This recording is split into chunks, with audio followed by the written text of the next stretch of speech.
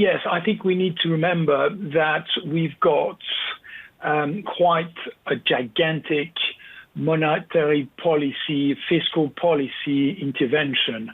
Balance sheets, central banks are altogether worldwide are probably reaching close to $7 trillion US. That's really providing the bridge, the avoidance of credit crunch. So as we are supported, as markets are functioning, the markets have the ability to look ahead a year from where we are today.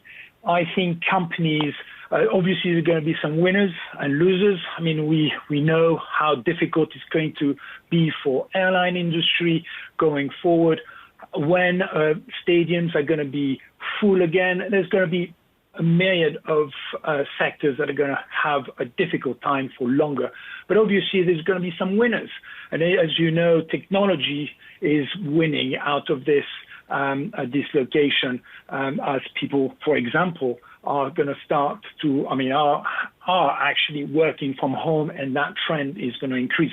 So you have to be quite selective, and perhaps the market composition today is probably not a true reflection or probably misleading on who are actually driving and leading this market rally and who is having difficulties.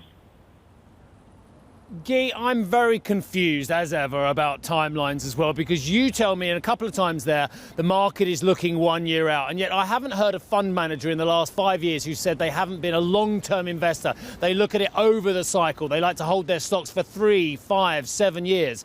Are the clients buying that? Well, I think we are in a situation that we have not lived before. I mean, I certainly haven't. I've been through a few cycles, but I certainly did not go through a pandemic.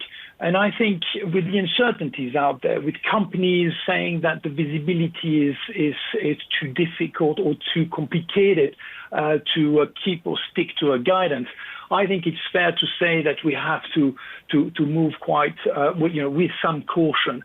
But I still, on the question of what are markets telling us here, with markets rallying with 20 to 30% off their lows, it's probably that they are happy with the intervention from governments and central banks, and happy or getting comfortable with the development of the pandemic and how quickly we can get out and get back to business to really focus on 2021 onwards numbers.